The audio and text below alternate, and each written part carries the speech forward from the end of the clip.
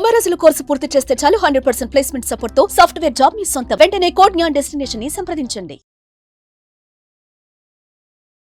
Hi views, welcome to Suman TV. నేను మీ Tarak Bandaru. So చాలామంది parents ఏంటంటే పిల్లలు పుట్టిన వెంటనే చాలా హ్యాపీగా ఫీల్ అవుతారండి. ఎందుకంటే పిల్లలు పుట్టిన వెంటనే నా కొడుకుని నేను పోలీస్ ఆఫీసర్ని చేస్తాను, లేదా మంచి డాక్టర్ని చేస్తాను, మంచి ఇంజనీరింగ్ చేయిస్తాను, అలాగే బాగా చదివించి ఒక సాఫ్ట్వేర్ ఎంప్లాయ్గా చేయిస్తాను అని చెప్పేసి ప్రతి తల్లిదండ్రులు కూడా చాలా హ్యాపీగా ఫీల్ అవుతారండి. అదే క్రమంలో అదే పిల్లవాడికి అనుకోని సంఘటన ఒకటి జరిగితే, అనుకోని ప్రమాదం ఒకటి జరిగితే, తను పుట్టిన వెంటనే చాలా ఆరోగ్యంగా పుట్టి 10 సంవత్సరాల వరకు తన జర్నీ చాలా బాగా చేసి కేవలం ఒకే ఒక ఇంజెక్షన్ వల్ల తన లైఫ్ అంతా స్పాయిల్ అయిపోయిందంటే ఏ తల్లిదండ్రులకి బాధ ఉండదు చెప్పండి.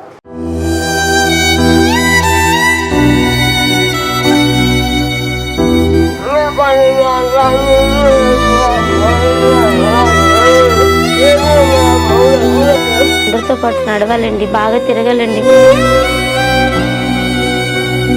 వాడికి ఏదైనా అవుతే మేము తట్టుకోలేమండి. బాగా చదువుకుంటాం, మా అమ్మని బాగా చూసుకోవాలని అనుకుంటున్నాం. అలాంటి పిల్లవాడి కథని ఈరోజు మీకు నేను పరిచయం చేయబోతున్నాను. ఒకసారి వెళ్దాం, అసలు ఆ అబ్బాయికి ఏం జరిగింది.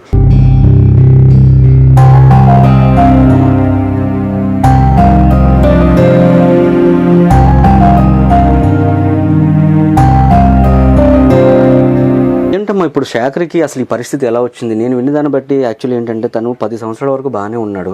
ఒక్క ఇంజెక్షన్ వల్ల తన లైఫ్ ఇలా స్పాయిల్ అయిపోయిందని చెప్పేసి మీ చుట్టుపక్కల అందరూ కూడా చెప్తున్నారు.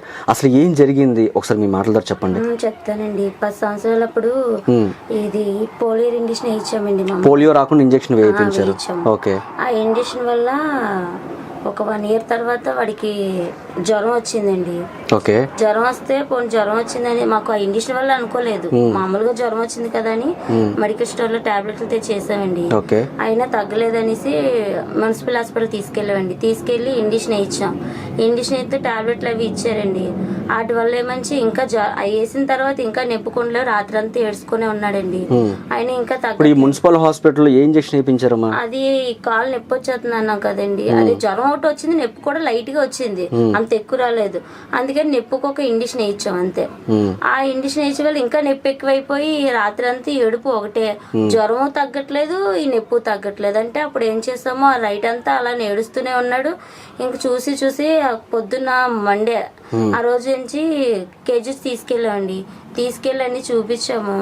చూపిస్తే కొంచెం భయం వేసి అక్కడ ఎందుకులే టెస్టులు ఇంక బయటని ఎక్కడైనా చేయొద్దాం, బేగా రియేషన్ తీసుకోరు కదని మేము ప్రైవేట్ హాస్పిటల్ తీసుకెళ్లి అడిగి టెస్టులు చేయించాం. టెస్టులు చేస్తే బ్లడ్ లో ఇన్ఫెక్షన్ అయిందమ్మా అన్నారు. అయితే బ్లడ్ లో ఇన్ఫెక్షన్ అయిందంటే ఇంకా చెయ్యాలమ్మా, ఎక్స్రేలు స్కానింగ్ అంటే స్కానింగ్ తీయంటే ఎంఆర్ఐ స్కానింగ్ తీస్తే తెలుస్తుంది, మామూలు ఎక్స్రేలు ఏం కనిపించట్లేదు అన్నారు. అప్పుడు ఎంఆర్ఐ స్కానింగ్ తీయించామండి. అందులోని ఇన్ఫెక్షన్ అయిందమ్మా అన్నారు. ఆ ఇన్ఫెక్షన్ మాకు కూడా కళ్ళారా చూపించారు.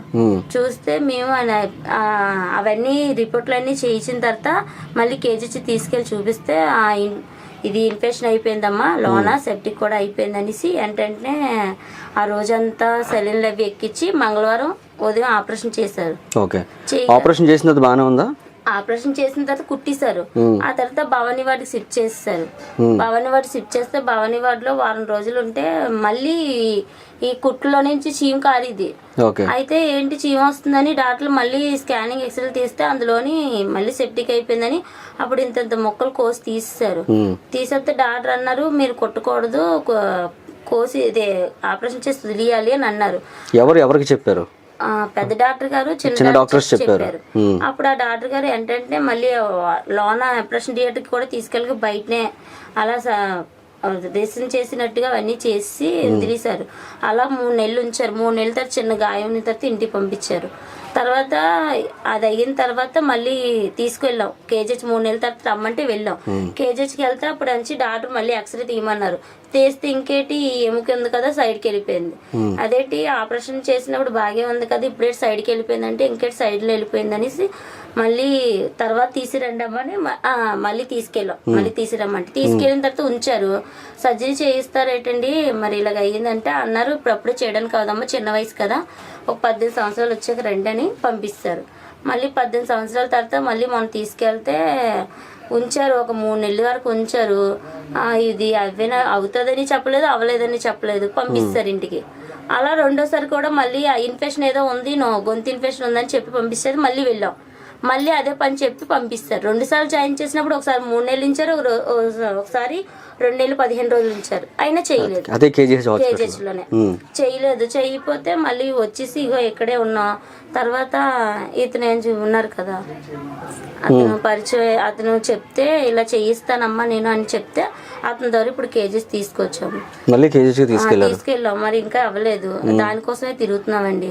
ఓకే, ఇప్పుడు దీనికి ఆపరేషన్ చేస్తే నయం అవుతుందమ్మా? అవుతుందని చెప్తున్నారండి. 95% అయితే నడుస్తాడు, 100% అని చెప్పలే, నడుస్తాడు అని చెప్తున్నారు కానీ నడరని చెప్పట్లేదు. కానీ దానికి చాలా బయటనైతే ఎక్కువ డబ్బులు, అదే 5 లక్షలు 6 లక్షలు, బయట 5-6 లక్షలు అయిపోద్దా? ఇక్కడైతే ఆర్ఎస్డి మీద అవ్వదని చెప్తున్నారు. కానీ ఎవరైనా ఉంటే వాడికి ఆపరేషన్ చేయిస్తారని మేము అదే చూస్తున్నామండి. మా ద్వారా అయితే ప్రయత్నించిన అన్ని చూసాము, అక్కడెక్కడో హాస్పిటల్ అన్ని తిరిగాను, కానీ ఎక్కడ మాత్రం డబ్బులు అడుగుతున్నారు. ప్రైవేట్ కేజీహెచ్ లో కూడా 2-3 సార్లు జాయిన్ చేసిన కూడా అవుతుందని మాత్రం చెప్పట్లేదు. కానీ ప్రైవేట్ అయితే అవుతుంది అంటున్నారు, కానీ అమౌంట్ ఖర్చు అవుతుంది అంటున్నారు. ఎవరనేది ఏంటని చెప్పట్లేదు మాకు. ఇప్పుడు ఈ అబ్బాయి మీకు ఏమవుతాడండి? అక్కల కొడుకండి. మా అక్కగారికి అయితే మాటలు రావండి. ఆవిడ ఎక్కడ ఉన్నారు? ఇక్కడే ఉన్నారు. ఓకే, ఇవిడండి మా అక్క. నమస్తే అమ్మా. ఇవిడికి మాటలు రావండి, వాళ్ళ అసలు వినబడదు, మాటలు రావు.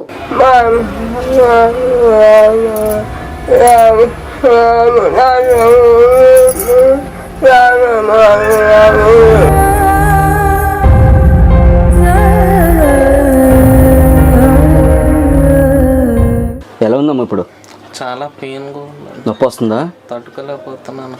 మీ పిన్ని గారు చెప్పారు 10 సంవత్సరాల వరకు కూడా నువ్వు చక్కగా చదువుకొని ఆడుకున్నావు, అంతలాగా చేసిన అబ్బాయి ఒక్క ఇంజెక్షన్ వల్ల నీ లైఫ్ స్పాయిల్ అయిపోయిందని చెప్పేసి ఆవిడ అంటున్నారు. ప్రతి ఒక్కరు కూడా నిన్ను హేళన చేస్తున్నారట. ఎందుకు అసలు నిజంగా అంత జరుగుతుందా? స్కూల్లో చదివేటప్పుడు కానీ కాలేజీకి వెళ్ళేటప్పుడు కానీ అందరూ చుట్టుకోగలడు, వంకొకున్నాడు, అందరూ వచ్చేవారు, ఇలా వచ్చినాడు అని అందరు చాలా మంది అనేవాళ్ళు ఉన్నారు. కానీ ఒక్కరు కూడా ఇలా సాయం చేద్దామని ఒక్కరు కూడా నా దగ్గరికి మాట్లాడదాం ఎవరు చూడలేదు. 10 ఏళ్ళ నుంచి ఇప్పటి వరకు ఒంటరిగానే ఇంట్లోనే అలా ఉండేవాడు. ఉంటున్నావు బెడ్ మీద? ఇప్పటికి కూడా ఒంటరిగానే ఉంటున్నాను ఇంట్లో. బయటికి ఎక్కడికి వెళ్ళలేడు కూడా, నొప్పి వచ్చేస్తుంది, నడలేడు. ఒకళ్ళు నడుద్దాం అనుకుని వెళ్దామన్నా పెయిన్ తట్టుకున్నాడు. ఎక్కువసేపు నడవలేవా? ఇక్కడ నుండి రోడ్డు వరకు కూడా కొనుక్కోడానికి కూడా బయటకు వెళ్ళలేను. దేనికైనా వెళ్ళలేడు. అన్ని దేనికైనా ఇది పిన్నే నాకు ఏదన్నా తెచ్చి పెట్టాలి. ఇప్పుడు నీకు ఇప్పుడు ఆపరేషన్ అయింది అనుకో, నువ్వు బాగానే చదివేవాడు అంట కదా, నువ్వు ఆపరేషన్ అనుకో ఇంకో బాగా చదువుకుంటావా? బాగా చదువుకుంటావా? ఎవరు రాలేదమ్మా మీరు? అంటే ఇంత ప్రాబ్లం ఉన్నాడు కదా ఈ అబ్బాయి, సో అంటే కనీసం మీరు ఒక మన రాజకీయ నాయకుల దగ్గరికి ఎవరికి దగ్గర కూడా మీరు వెళ్ళలేదా? అప్పుడు వాసుపల్లి గణేష్ గారు ఉంటే అతని దగ్గరికి వెళ్ళాం. ఇలా సర్జరీ చేయించారంటే అదేదో చెక్ ఇచ్చారండి. ఆ చెక్ ఇచ్చినప్పుడు పోస్టులు అవి కటౌట్లు అవి పెట్టించారు, కానీ చెక్ చెల్లలేదండి. ఆ సర్జరీ కూడా చేయించలేదు. చాలా మంది దగ్గరికి వెళ్ళాం, ఎవరు మాకు ఫేక్ సాధిక అన్నారు. అతని ద్వారా కూడా కేజీహెచ్ లో జాయిన్ అయ్యాం. అతను అన్నారు ఇది లేకపోతే జాయిన్ చేసుకున్న సర్జరీ మాత్రం అతను కూడా చేయించలేకపోయాడు. మాకైతే ఇప్పుడు వచ్చి అందరూ మాటలు చెప్పడమే తప్ప ఎవరు కూడా సహాయం ఎవరు చేయలేదు. నాకు ఇప్పుడు వచ్చి అలా చేస్తారని నేను ఎలక్షన్ లో కూడా వాళ్ళ వెనకతలే తిరిగాను వీడి కోసమే. నేనైతే నాకు ఎలక్షన్ లో తిరగడం కూడా ఇష్టం లేదు, కానీ నాకు ఏదో సహాయం చేస్తారనేసి అంతవల్ల తిరిగానే తప్ప నేను ఎప్పుడు తిరగలేదండి. కానీ వీడికి ఇంకా సహాయం చేయట్లేదండి. అది మీరే చూడాలండి. ఎలా ఒకలాగా వాడు అందరితో పాటు నడాలని మా ఆశ ఎప్పటి నుంచో ఉందండి. ఇప్పటికైనా నడుస్తాడని, ఆడు చిన్నప్పుడు ఎలా నడిచి ఇప్పుడు అలాగే నడాలని మేము కోరుకుంటున్నామండి. అది మీరైనా చూడండి. ఈ అబ్బాయి వాళ్ళ అమ్మకి సాయంగా ఉంటాడు అనుకుంటున్నాం, కానీ వాళ్ళ అమ్మ కూడా పెంచలేంది. వీళ్ళు కూడా తిండి ఎవరు పెట్టిన వాళ్ళు లేరండి. ఇప్పుడు నీకు ఏం కావాలో అనేది ఒక్కసారి మా ప్రేక్షకులకి చెప్పున్నాను. నేను మళ్ళీ మామూలు మనిషిగా నడవాలనుకుంటున్నాను, బాగా చదవాలనుకుంటున్నాను, మా అమ్మని బాగా చూసుకోవాలనుకుంటున్నాను. దయచేసి నాకు సహాయం చేయండి. సో చూసారు కదండి శేఖర్ పరిస్థితి. తనైతే ఇంత చిన్న వయసులోనే మంచానికైతే తను పరిమితం అయిపోయాడండి. సో తనకైతే ఇప్పుడైతే ఖచ్చితంగా సర్జరీ అయితే అవసరం. ఎందుకంటే తను ఒకటే అడుగుతున్నాడు, అన్నయ్య నేను బాగా చదువుకుంటాను, ఈ రోజు బాలులే రేపటి పౌరులండి. సో ఎందుకంటే ప్రతి ఒక్కరు కూడా చిన్నపిల్లలు సో ఈ ఏజ్లో ప్రతి ఒక్కరు కూడా తన స్కూల్కి వెళ్ళడం, ఆడుకోవడం ఇంత చక్కగా చేస్తున్న ఈ సమయంలో తనకి ఇలాంటి ఒక ఇంజెక్షన్ వల్ల తన లైఫ్ అంతా పోయింది. సో తన తల్లిదండ్రులు అయితే, తన తండ్రి అయితే చిన్నప్పుడే తను వదిలేసి వెళ్ళిపోయాడు. సో తనకి ఏది ఉంటే అది ఇంట్లో పని చేసుకుంటూ తనైతే ఇప్పటికి ఇచ్చి పోషిస్తూనే ఉంది. అలాగే ఆవిడకైతే మానసిక స్థితి ఆవిడకైతే ఇప్పటికీ బాగాలేదు, ఆవిడకి మాటలు రావు, వినబడదు. సో ఇలాంటి పరిస్థితుల్లో శేఖర్ని ఇలా వదిలేయడం అనేది కరెక్ట్ కాదు.